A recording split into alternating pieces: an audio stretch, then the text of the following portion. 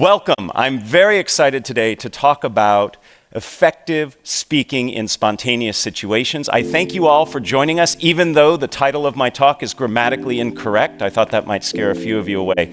But I learned teaching here at the business school, catching people's attention is hard, so something as simple as that I thought might draw a few of you here. So this is going to be a highly interactive and participative workshop today. If you don't feel comfortable participating, that's completely fine, but do know I'm going to ask you to talk to people next to you. There'll be opportunities to stand up and practice some things, because I believe the way we become effective communicators is by actually communicating. So let's get started right away. I'd like to ask you all to read this sentence, and as you read this sentence, what's most important to me is that you count the number of F's that you find in this sentence. Please count the number of F's. Keep it quiet to yourself.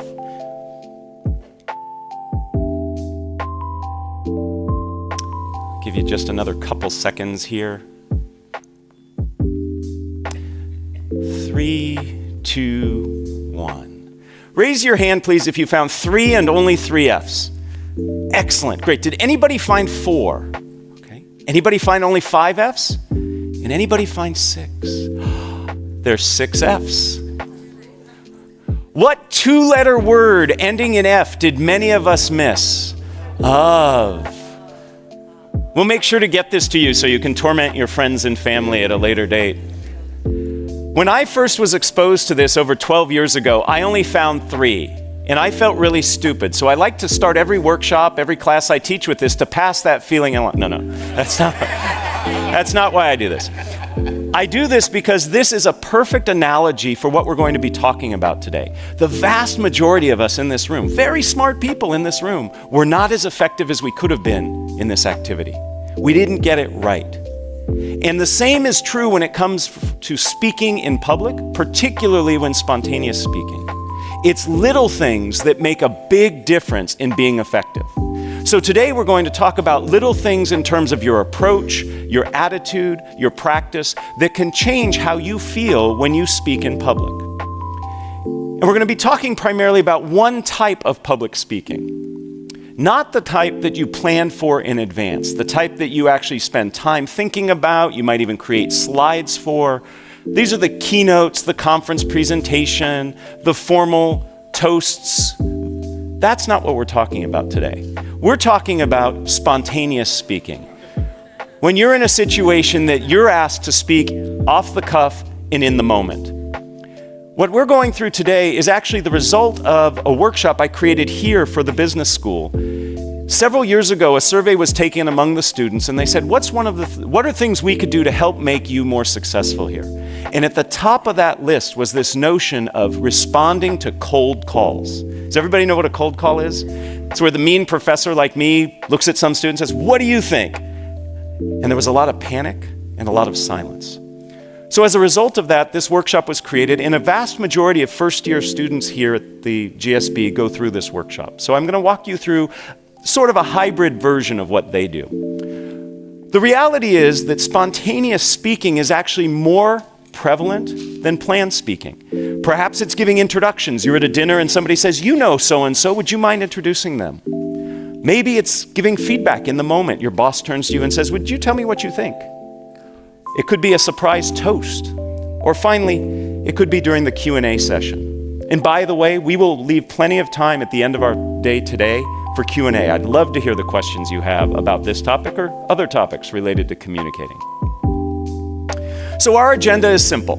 In order to be an effective communicator, regardless of if it's planned or spontaneous, you need to have your anxiety under control. So we'll start there. Second, what we're going to talk about is some ground rules for the interactivity we'll have today. And then finally, we're going to get into the heart of what we will be covering. And again, as I said, lots of activity, and I invite you to participate. So let's get started with anxiety management. 85% of people tell us that they're nervous when speaking in public. And I think the other 15% are lying. Okay? We could create a situation where we could make them nervous too. In fact, just this past week, a study from Chapman University asked Americans, what are the things you fear most? And among being caught in a surprise terrorist attack, having your identity stolen, was public speaking. Among the top 5 was speaking in front of others. This is a ubiquitous fear and one that I believe we can learn to manage. And I use that word manage very carefully because I don't think we ever want to overcome it. Anxiety actually helps us. It gives us energy, helps us focus, tells us what we're doing is important, but we want to learn to manage it. So I'd like to introduce you to a few techniques that can work, and all of these techniques are based on academic research. But before we get there, I'd love to ask you, what does it feel like when you're sitting in the audience watching a nervous speaker present? How do you feel? Just shout out a few things. How do you feel? Uncomfortable. I heard many of you going, yes, uncomfortable. It feels very awkward, doesn't it? So what do we do? Now, a couple of you probably like watching somebody suffer, okay? But most of us don't. So what do? We sit there and we nod and we smile, or we disengage. And to the nervous speaker looking out at his or her audience, seeing a bunch of people nodding or disengaged, that does not help, okay? So we need to learn to manage our anxiety, because fundamentally, your job as a communicator, regardless of if it's planned or spontaneous, is to make your audience comfortable. Because if they're comfortable, they can receive your message. And when I say comfortable, I am not referring to the fact that your message has to be sugar-coated and nice for them to hear. It can be a harsh message, but they have to be in a place where they can receive it. So it's incumbent on you as a communicator to help your audience feel comfortable. And we do that by managing our anxiety. So let me introduce you to a few techniques that I think you can use right away to help you feel more comfortable. The first has to do with when you begin to feel those anxiety symptoms. For most people, this happens in the initial minutes prior to speaking. In this situation, what happens is many of us begin to feel whatever it is that happens to you. Maybe your stomach gets a little gurgly, maybe your legs begin to shake, maybe you begin to perspire. And then we start to say to ourselves, oh my goodness, I'm nervous. Uh-oh, they're gonna tell I'm nervous. This is not gonna go well. And we start spiraling out of control. So research on mindful attention tells us that when we begin to feel those anxiety symptoms, we simply greet our anxiety and say, hey, this is me feeling nervous. I'm about to do something of consequence. And simply by greeting your anxiety and acknowledging it, that it's normal and natural. Heck, 85% of people tell us they have it. You actually can stem the tide of that anxiety spiraling out of control. It's not necessarily going to reduce the anxiety, but it will stop it from spinning up. So the next time you begin to feel those anxiety signs, take a deep breath and say, this is me feeling anxious. I notice a few of you taking some notes. There's a handout that will come at the end that has everything that I'm supposed to say, okay? Can't guarantee I'm gonna say it, but you'll have it there. In addition to this approach, a technique that works very well, and this is a technique that I helped do some research on way back when I was in graduate school, has to do with reframing how you see the speaking situation. Most of us, when we are up presenting, planned or spontaneous, we feel that we have to do it right. And we feel like we are performing. How many of you have ever acted, done singing or dancing? I'm not going to ask for performances now. Okay. Many of you have. We should note that we could do next year maybe a talent show of alums. It looks like we got the talent there. That's great. So when you perform, you know that there's a right way and a wrong way to do it. If you don't hit the right note or your right line at the right time, at the right place, you've made a mistake. It messes up the audience. It messes up the people on stage. But when you present, there is no right way. There's certainly better and worse ways, but there is no one right way. So we need to look at presenting as something other than performance. And what I'd like to suggest is what we need to see this as is a conversation. Right now, I'm having a conversation with 100+ people rather than saying I'm performing for you. But it's not enough just to say, this is a conversation. I want to give you some concrete things you can do. First, start with questions. Questions by their very nature are dialogic. They're two-way. What was one of the very first things I did here for you? I had you count the number of F's and raise your hands. I asked you a question. That gets your audience involved. It makes it feel to me as the presenter as if we are in conversation. So use questions. They can be rhetorical, they can be polling. Perhaps I actually want to hear information from you. In fact, I use questions when I create an outline for my presentations.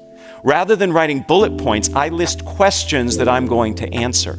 And that puts me in that conversational mode. If you were to look at my notes for today's talk, you'll see it's just a series of questions. Right now I'm answering the question, how do we manage our anxiety? Beyond questions, another very useful technique for making us conversational is to use conversational language. Many nervous speakers distance themselves physically. If you've ever seen a nervous speaker present, he or she will say something like this: "Welcome, I am really excited to be here with you." They pull as far away from you as possible because you threaten us, speakers. You make us nervous, so we want to get away from you. We do the same thing linguistically. We use language that distances ourselves.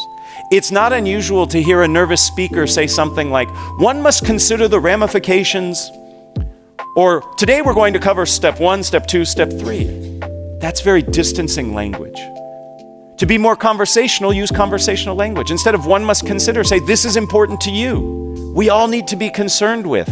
Do you hear that inclusive conversational language? It has to do with the pronouns. Instead of step 1, step 2, step 3, first what we need to do is this. The second thing you should consider is here. Use conversational language. So being conversational can also help you manage your anxiety. The third technique I'd like to share is research that I actually started when I was an undergraduate here. I was very fortunate to study with Phil Zimbardo of the Stanford Prison Experiment fame. Many people don't know that Zim actually was instrumental in starting one of the very first shyness institutes in the world, and especially in the country. And I did some research with him that looked at how your orientation to time influences how you react. And what we learned is if you can bring yourself into the present moment, rather than being worried about the future consequences, you can actually be less nervous. Most of us, when we present, are worried about the future consequences. My students are worried they're not going to get the right grade. Some of you are worried you might not get the funding, you might not get the support, you might not get the laughs that you want. All of those are future states. So if we can bring ourselves into the present moment, we're not going to be as concerned about those future states, and therefore we'll be less nervous. There are lots of ways to become present-oriented. I know a professional speaker. He's paid $10,000 an hour to speak. It's a good gig. He gets very nervous. He's up in front of crowds of thousands.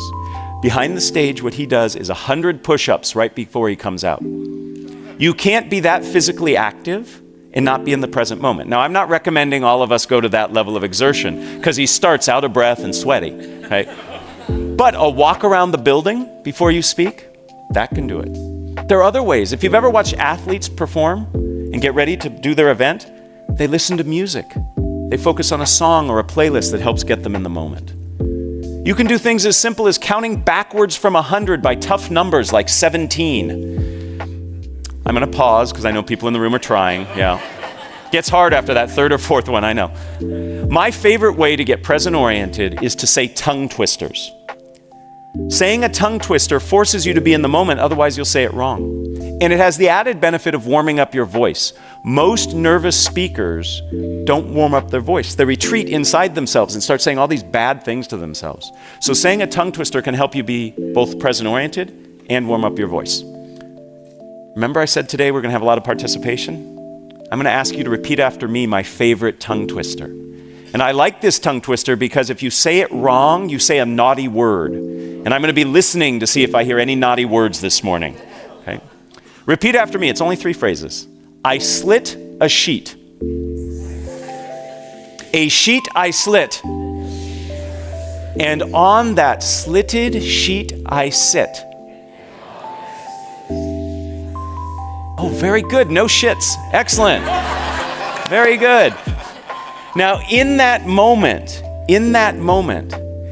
you weren't worried about, I'm in front of all these people, this is weird, this guy's having me do this. You were so focused on saying it right and trying to figure out what the naughty word was that you were in the present moment. That's how easy it is. So it's very possible for us to manage our anxiety. We can do it initially by greeting the anxiety when we begin to feel those signs. We can do it when we reframe the situation as a conversation, and we do it when we become present-oriented. Those are 3 of many tools that exist to help you manage your anxiety.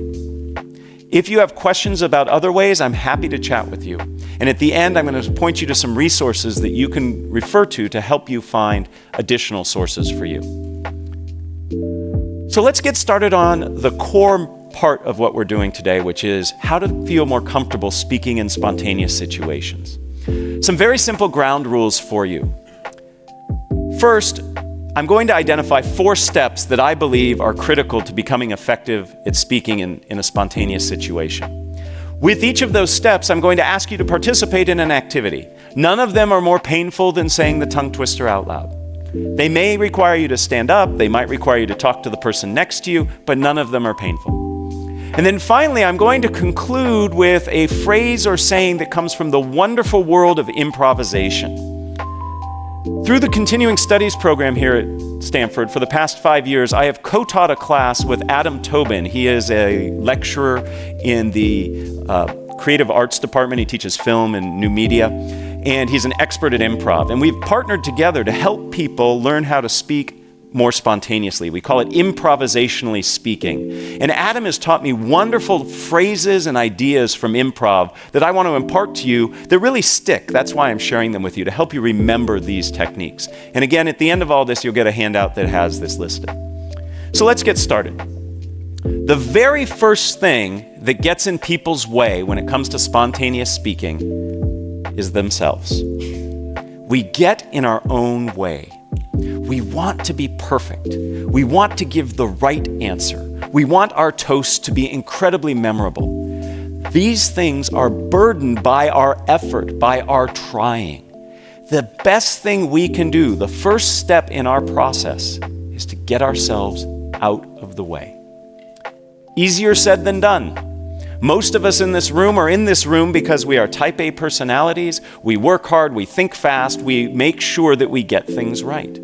But that can actually serve as a disservice as we try to speak in the moment. I'd like to demonstrate a little of this for you, and I need your help to do that. So we're going to do our first activity. We are going to do an activity that's called Shout the Wrong Name. In a moment, if you are able and willing, I'm going to ask you to stand. And I am going to ask you for about 30 seconds to look all around you in this environment, and you are going to point at different things. And I know it's rude to point, but for this exercise, please point. I want you to point to things, and you are going to call the things you are pointing to out loud anything but what they really are. So I might point to this and say refrigerator. I might point to this and say cat. I am pointing to anything in your environment around you. It can be the person sitting next to you, standing next to you.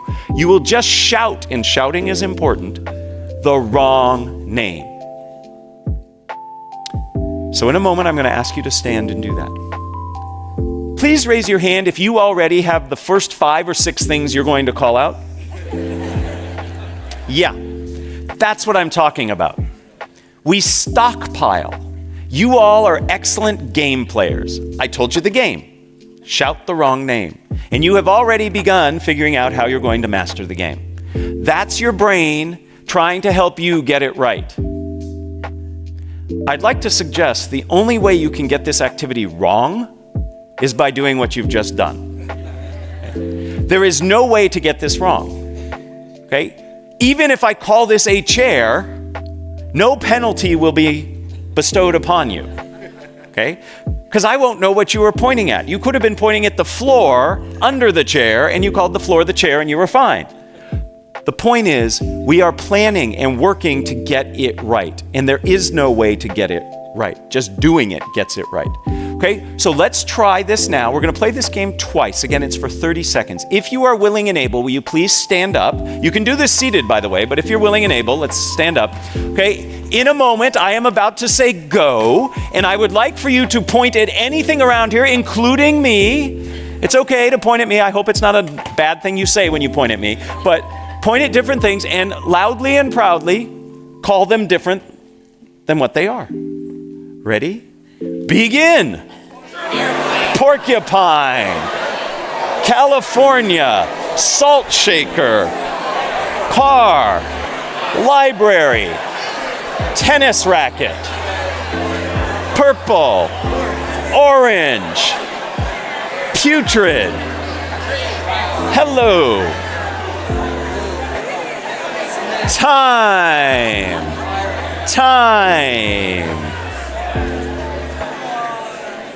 You can stay standing because in a mere moments we're going to do it again. So if you're comfortable standing, we're about to do it again. First, thank you. That was wonderful. I heard great words being called out. It was fun. And some of you in the back were doing it in sync, so it looked like you were doing some 70s disco dance. It was awesome.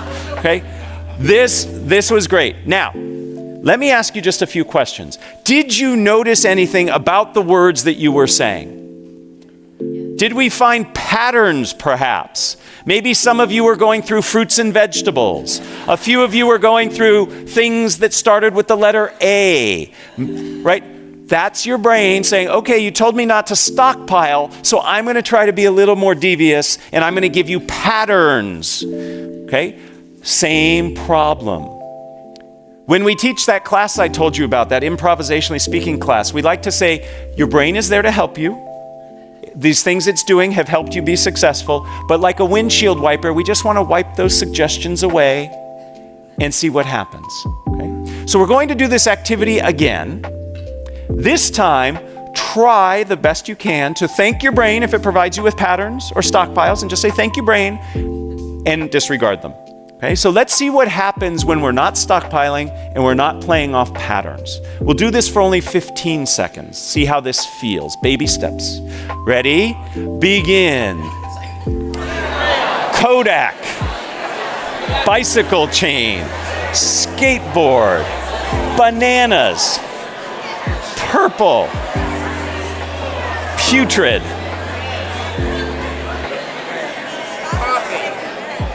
Time. Please have a seat. Thank you again. Did you notice a difference between the second time and the first time? Yes. Was it a little easier that second time? No. That's okay. We're just starting. These skills are not like a light switch. It's not like you learn these skills and then all of a sudden you can execute on them. This is a wonderful game. This is a wonderful game to train your brain to get out of its own way. You can play this game anywhere, anytime. I like to play this game when I'm sitting in traffic. Makes me feel better. I shout things out. They're not the naughty things that I want to be shouting out, but I shout out things and it helps. You're training yourself to get out of your own way. You're working against the muscle memory that you've developed over the course of your life with a brain that acts very fast to help you solve problems. But in essence, in spontaneous speaking situations, you put too much pressure on yourself trying to figure out how to get it right. So a game like this teaches us to get out of our own way. It teaches us to see the things that we do that prevent us from acting spontaneously. In essence, we are reacting rather than responding. To react means to act again. You've thought it and now you're acting on it. That takes too long and it's too thoughtful. We want to respond in a way that's genuine and authentic. So the maxim I would like for you to take from this, and again, these maxims come from improvisation, is one of my favorite: dare to be dull. And in a room like this, telling you dare to be dull is offensive, and I apologize. But this will help. Rather than striving for greatness, dare to be dull. And if you dare to be dull and allow yourself that, you will reach that greatness. It's when you set greatness as your target that it gets in the way of you ever getting there. Because you over-evaluate, you over-analyze, you freeze up. So the first step in our process today is to get out of our own way. Dare to be dull. Easier said than done, but once you practice, and a game just as simple as the one we practiced is a great way to do it. But that's not enough. Getting out of our own way is important, but the second step of our process has us change how we see the situation we find ourselves in. We need to see the speaking opportunity that we are a part of as an opportunity rather than a challenge and a threat. When I coach executives on Q&A skills, when they go in front of the media or whatever, investors, they see it as an adversarial experience. me versus them. And one of the first things I work on is change the way you approach it. A Q&A session, for example, is an opportunity for you. It's an opportunity to clarify. It's an opportunity to understand what people are thinking. So if we look at it as an opportunity, it feels very different. We see it differently, and therefore we have more freedom to respond. When I feel that you are challenging me, I am going to do the bare minimum to respond and protect myself. If I see this as an opportunity where I have a chance to explain and expand, I'm going to interact differently with you. So spontaneous speaking situations are ones that afford you opportunities. So when you're at a corporate dinner and your boss turns to you and says, "Oh, you know him better than the rest. Would you mind introducing him?" You say, "Great, thank you for the opportunity," rather than, right? I better get this right. So see things as an opportunity. I have a game to play to help us with this. This is a fun one. The holidays are approaching. We all in this room are going to give and receive gifts. Here's how this game will work. It works best if you have a partner. So I'm hoping you can work with somebody sitting next to you. If there's nobody sitting next to you, you turn around, introduce yourself, great way to connect. If not, you can play this game by yourself. It's just a little harder and you can't do the second part of the game. So after I explain the game, this gives you a chance to get to know somebody. Here's how it works. If you have a partner, you and your partner are going to exchange imaginary gifts. Okay? Pretend you have a gift. It can be a big gift, it can be a small gift. And you will give your gift to your partner. Your partner will take the gift and open it up and will tell you what you gave them. Because you just gave them a gift. So you are going to open up the box and you're going to look inside and you are going to say the first thing that comes to your mind in the moment, not the thing you have all just thought of. Or the thing after that. Remember what we talked about before? That still plays. That's still in play. Okay, you're stockpiling. Look in there. My favorite that I said, somebody gave me a gift during playing this game. I looked inside and I saw a frog leg. I don't know why I saw a frog leg, but that's what I said. That's the first part of the activity. Now, the opportunity is twofold in this game. The opportunity is for you, the gift receiver, to name a gift. That's kind of fun. That's an opportunity. It's not a threat. But the real opportunity is for the gift giver, because the gift giver then has to say, so you look and you say, "Thank you for giving me a frog's leg." And the person will look at you and say, "I knew you wanted a frog's leg because." So whatever you find, the person who has received it is going to say, "Absolutely, I'm so glad you're happy. I got it for you because." So you have to respond to whatever they say, right? What a great opportunity. Now, some of you are sitting there going, "Oh, that's hard. I don't want to do it. I'm going to make a fool out of myself." Others of you are, if you're following this advice, are saying, "What a great opportunity." Right? So the game again is played like this. You and your partner each will exchange a gift. One will start, then the other will follow. The first person will give a gift to the second person opens the box, however big the box is, and if the box is big and you find a penny in it, perfect, doesn't matter. If the box is heavy and you find a feather in it, fine, there's no way to get it wrong, okay? Whatever's in the box is in the box. You can return it and get what you wanted later, okay?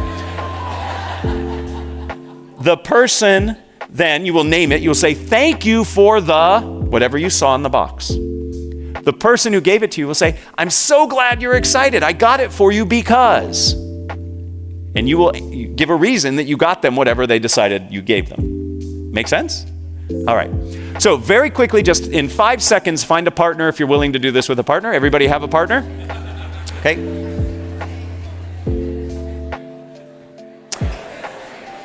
All right, in your partnerships, pick an A person and a B person. You may stand or sit, it's totally up to you. Pick an A and pick a B, okay? B goes first, ha ha ha.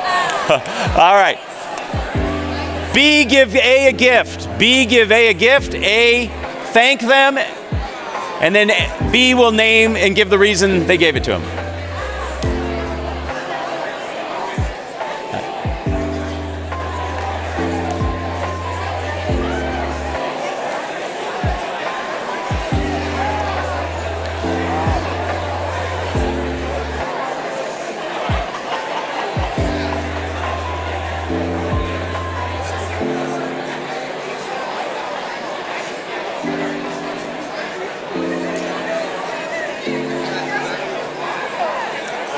If you have not switched, switch please. If you have not switched, switch please.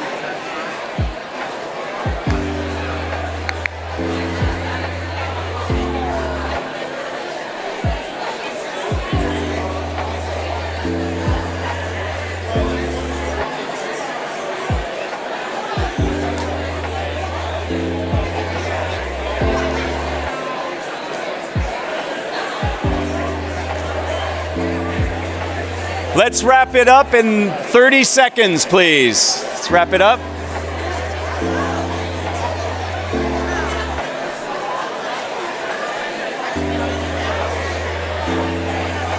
All right, if we can all have our seats.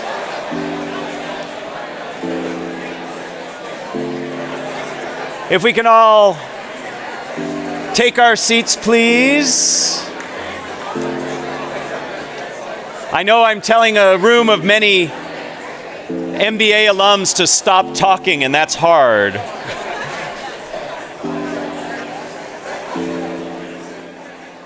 All right, ladies and gentlemen, did you get what you wanted?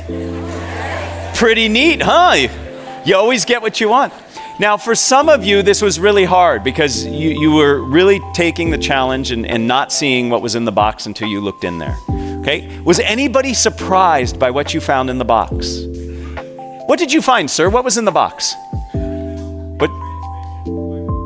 Wow. Nice. Nice. If you've got a Ferrari, you need a transmission. I like it. Who else found something that was surprising? What did you find? A live unicorn. That's a great gift, right? How was it as the gift giver? Were you surprised at what your partner found in the box? Isn't it interesting that when we give an imaginary gift, knowing that the person's going to name it, we already have in mind what they're going to find? And when they say live unicorn, we go, well, that's interesting, right? So the point of this game is to, one, remind ourselves we have to get out of our own way like we talked about before, but to see this as an opportunity and to have fun. I love watching people play this game. The number of smiles that I saw amongst you, and I have to admit, when I first started, some of you looked a little dour, a little doubting, okay? But in that last game, you were all smiling and looked like you were having fun. So when you reframe the spontaneous speaking opportunity as an opportunity, as something that you can co-create and share, all of a sudden, you are less nervous, less defensive, and you can accomplish something pretty darn good. In this case, a fun outcome. This reminds us of perhaps the most famous of all improvisation sayings, yes and.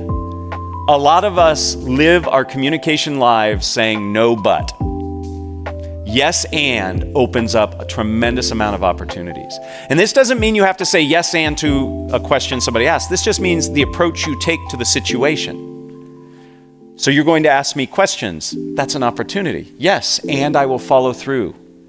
Versus no and being defensive. So we've accomplished the first two steps of our process. First, we get out of our own way. And second, we reframe the situation as an opportunity. The next phase is also hard, but very rewarding, and that is to slow down and listen.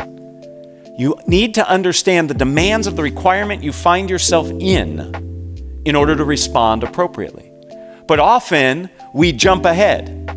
We listen just enough to think we got it, and then we go ahead, to think about what we're going to respond, and then we respond. We really need to listen. Because fundamentally, as a communicator, your job is to be in service of your audience. And if you don't understand what your audience is asking or needs, you can't fulfill that obligation. So we need to slow down and listen. I have a fun game to play. In this game, you are going to spellleverthingyoursay.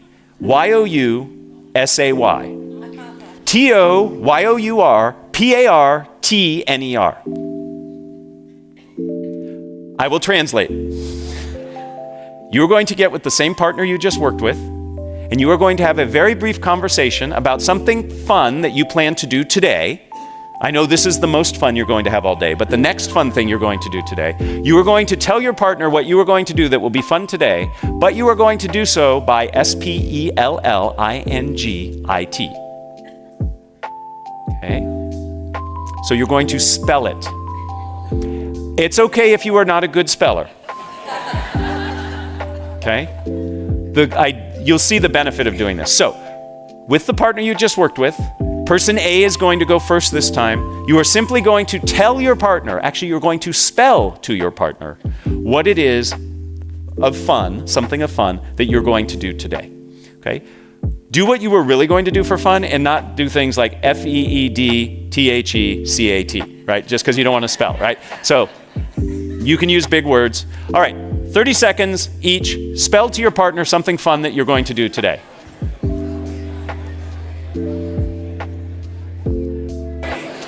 Would you like to play? Go ahead. GOTHEGAME. Oh my goodness, say it again. Spell it again. Yep. Yep. GAME. EXCELLENT. IHOPETHAT THEYWIN. EXLCELLENT. Thank you. That was very good. Thank you.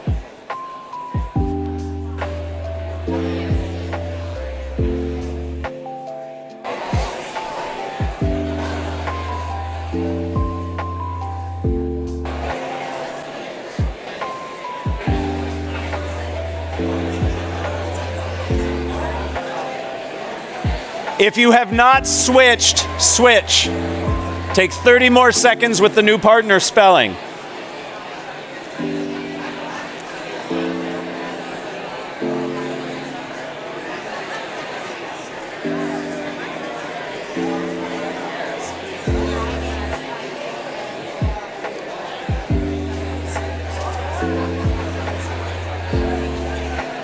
GREAT exclamation point. THANKYOU PLEASE TAKEYOURSEAT.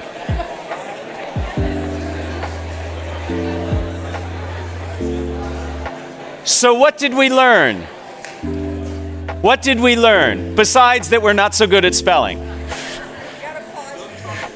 You have to pause between the words. How did this change your interaction with the person you were interacting with? What did you have to do? Focus and listen. And you can't be thinking ahead. You have to be in the moment. When you listen and truly understand what the person is trying to say, then you can respond in a better way, a more targeted response. We often don't listen. So we start by getting out of our own way. We then reframe the situation as an opportunity. Those are things we do inside our head. But in the moment of interacting, we have to listen first before we can respond to the spontaneous request.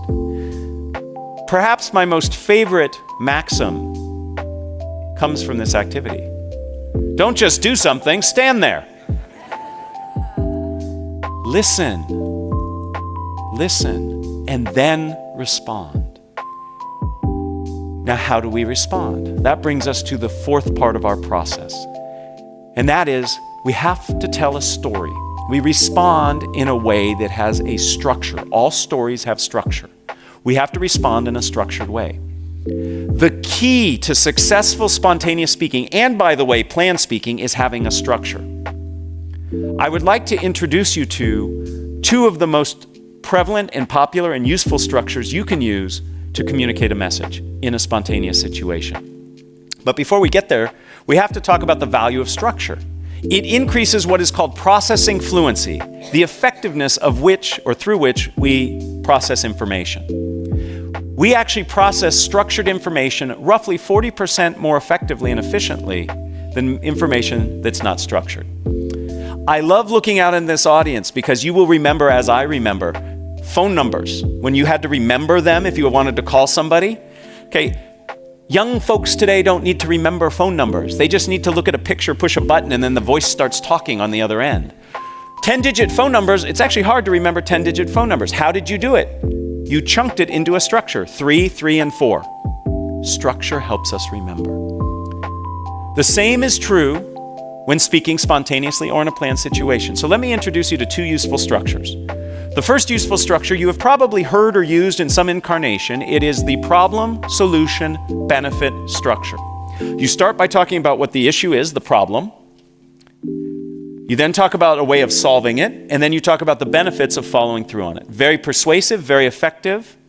Helps you as the speaker remember it, helps your audience know where you're going with it. When I was a tour guide on this campus many years ago, what do you think the single most important thing they drilled into our head? It took a full quarter, by the way, to train to be a tour guide here. They used to line us up at one end of the quad and have us walk backwards straight, and if you failed, you had to start over. To this day, I can walk backwards in a straight line because of that. As part of that training, what do you think the most important thing they taught us was? Never lose your tour group. I'm not joking. Never lose your tour group. The same is true as a presenter. Never lose your audience. The way you keep your audience on track is by providing structure. None of you would go on a tour with me if I said, "Hi, my name's Matt, let's go." You want to know where you're going, why you're going there, how long it's going to take. You need to set expectations, and structure does that. Problem, solution, benefit is a wonderful structure to have in your back pocket. It's something that you can use quickly when you're in the moment. It can be reframed so it's not always a problem you're talking about. Maybe it's an opportunity. Maybe there's a market opportunity you want to go out and capture. It's not a problem that we're not doing it, but maybe we'd be better off if we did. So it becomes opportunity, solution, which are the steps to achieve it, and then the benefit. Another structure, which works equally well, is the what, so what, now what structure. You start by talking about what it is. Then you talk about why it's important, and then what the next steps are. This is a wonderful formula for answering questions, for introducing people. So if I'm in the moment somebody asks me to introduce somebody, I change the what to who. I say who they are, why they're important, and what we're going to do next. Maybe listen to them, maybe drink our wine, whatever, right? What, so what, now what? The reality is this: when you are in a spontaneous speaking situation, you have to do 2 things simultaneously. You have to figure out what to say and how to say it. These structures help you by telling you how to say it. If you can become comfortable with these structures, you can be in a situation where you can respond very ably to spontaneous speaking situations. We're going to practice, because that's what we do. Here's the situation. Is everybody familiar with this child's toy? It's a Slinky. Okay? You are going to sell this Slinky to your partner using either problem, solution, benefit, or opportunity, solution, benefit. What does the Slinky provide you? Or you could use what, so what, now what? What is it? Why is it important? And the next steps might be to buy it. Okay? So by using that structure, see how already it helps you? It helps you focus. Get with your partner, and we're only going to have one partner sell to the other partner. Okay? So get with your partner. One of you will volunteer to sell to the other. Okay?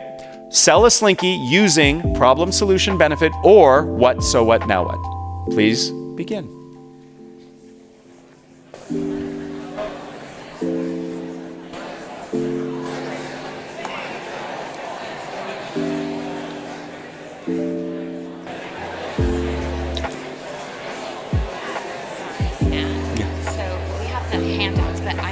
Going to be doing the microphone. mic. So when I debrief this, you can go ahead and pass them out. Okay, Does that make sense? After Q&A? No. After this activity. Okay, and then after that we'll do Q&A. Correct.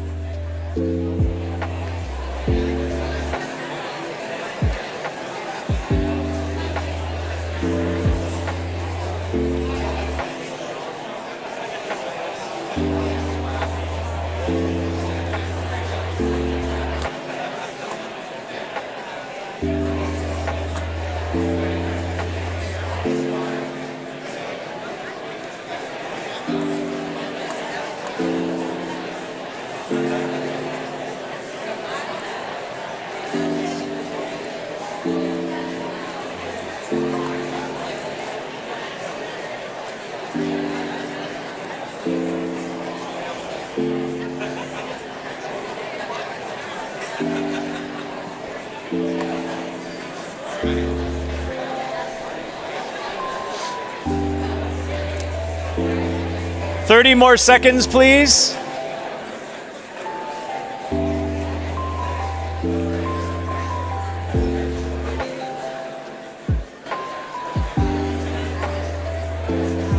Excellent. Let's all close the deal, seal the deal. I have never seen more people in one place doing this at the same time.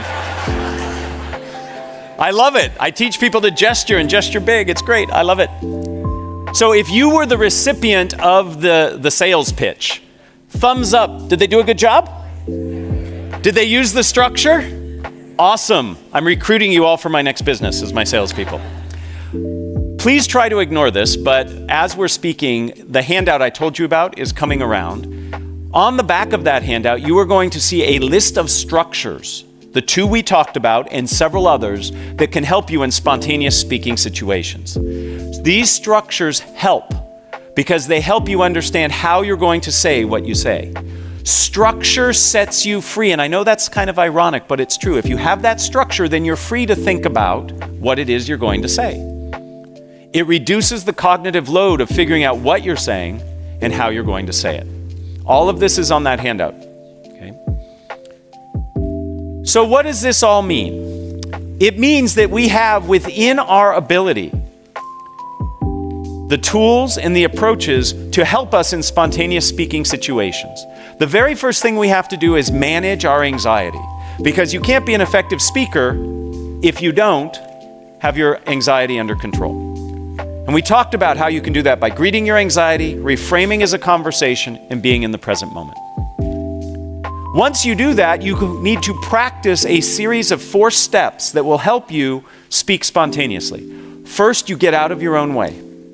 I would love it if all of you, on your way from here to the football game, point at things and call them the wrong name. It'll be fun. If most of us do it, then it won't be weird. If only 1 and 2 of us do it, it'll be weird. Okay. Second, give gifts.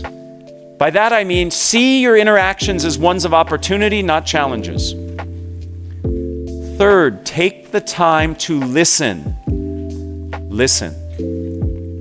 And then finally, use structures, and you have to practice these structures. I practice these structures on my kids. I have 2 kids. When they ask me questions, I usually answer them in what, so what, now what. They don't know it, but when they go over to their friends' houses and they see their friends ask their dads questions, they don't get what, so what, now what. So, you have to practice. The more you practice, the more comfortable you will become. Ultimately, you have the opportunity before you to become more compelling, more confident, more connected as a speaker if you leverage these techniques. If you're interested in learning more, this is where I do a little plug. Okay, I've written a book. Many of the MBA students who take the strategic communication classes here that I and others teach read it. It's called Speaking Up Without Freaking Out. More importantly, there's a website here that I curate called No Freaking Speaking, and it has lots of information that I've written and others have written about how to become more effective at speaking. So that's the end of my plug. What I'd really like to do is enter into a spontaneous speaking situation with you. And I would love to entertain any questions that you have. There are 2 people who are running around with microphones. So some of us who remember the Phil Donahue show, we're going to do a little bit of that. If you have a question, the microphone will come and I'm happy to answer it. I think if you... Is it on? Yeah. Okay. We can hear you. Great. Can you talk about hostile situations? Hostile situations, yes. So when you find yourself in a challenging situation, first, it should not become a surprise to you. It should not be a surprise. Before you ever speak, you should think about what is the environment going to be like. So it shouldn't surprise you that there might be some challenges in the room. When there are hostile situations that arise, you have to acknowledge it. So if somebody says, "That's a ridiculous idea, why did you come up with that?" To simply say, "So the idea I came up with was," right? Acknowledge the emotion. I recommend not naming the emotion. Okay? So you sound really angry. The person says, "I'm not angry, I'm frustrated." Now we're arguing over their mental state, right? Emotional state. So I say something like, "I hear you have a lot of passion on this issue," or "I hear there's great concern from you." So you acknowledge the emotion, because otherwise it sits in the room. And then reframe or respond the way that makes sense.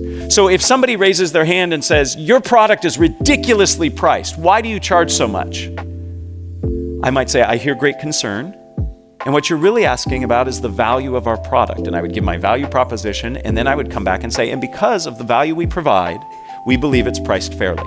So you answer the question about price, but you reframe it in a way that you feel more comfortable answering it. So the way to do this is to practice all the skills we just talked about. The only skill that I'm adding to this is the awareness in advance that you might be in that situation. First, I have to truly listen to what I'm hearing, right? It's very easy for me when I hear a challenging question to get all defensive and not hear what the person's asking. I see it as an opportunity to reframe and explain. Okay, so again, you have to practice, but that's how I think you address it. Are there other questions? I see a question back here. Yes, please. Yes, first of all, thank you very much. Great presentation. Thank you. For a lot of the speaking I do, I have remote audiences, so audiences distributed all over the country with telecom. Any tips for those kinds of audiences? So when you are speaking in a situation where not everybody is co-located, okay? In fact, right at this very moment, there are people watching this presentation remotely. What you need to do is be mindful of it. Second, try to include engagement techniques where the audience actually has to do something. So physical participation is what we did here through the games. You can ask your audience to imagine something. Imagine what it would be like if, when we try to achieve a goal. Rather than saying, here's the goal we're trying to achieve, say, imagine what it would be like if. See what that does to you. It pulls you in. I can take polling questions. Most of the technology that you're referring to has some kind of polling feature. You can open up some kind of wiki or Google Doc or some collaborative tool where people can be doing things and you can be monitoring that while you're presenting. So I might take some breaks. I talk for 10, 15 minutes and say, okay, let's apply this and let's go into this Google Doc I've created and I see what people are doing. So it's about variety and it's about engagement. Those are the ways that you really connect to people who are remote from you. Okay. Other questions? Who you're pointing? Oh, I've got to look for where the mic is. Yes, please. This may be similar to the first question, Sure. but I do a lot of expert witness testimony. What's your recommendation for handling cross-examination, specifically? I feel like I'm being cross-examined, right? That's very hostile. So in any speaking situation that you go into that has some planned element to it, I recommend identifying certain themes that you think are important or believe need to come out. And then with each one of those themes, have some examples and concrete evidence that you can use to support it. You don't go in with memorized terms or ways of saying it. You just have ideas and themes, and then you put them together as necessary. So when I'm in a situation where people are interrogating me, I have certain themes that I want to get across and make sure that I can do that in a way that fits the needs in the moment. If it's hostile, again, the single best tool you have to buy yourself time and to help you answer a question efficiently is paraphrasing. The paraphrase is like the Swiss Army knife of communication. If you remember the show MacGyver, it's your MacGyver tool, right? So when a question comes in, the way you paraphrase it allows you the opportunity to reframe it, to think about your answer, and to pause and make sure you got it right. So when you're under those situations, if you have the opportunity to paraphrase, say, so what you're really asking about is X, Y, and Z, that gives you the opportunity to employ one of these techniques. Now, I've never been an expert witness because I'm not an expert on anything, but those tools, I believe, could be helpful. The microphone is back there. Thank you. Thank you so much. This has been so helpful and enjoyable this morning. Thank you. Would you please show the last screen so we can get down the name of the book that you've written and the information? Absolutely. Thank you.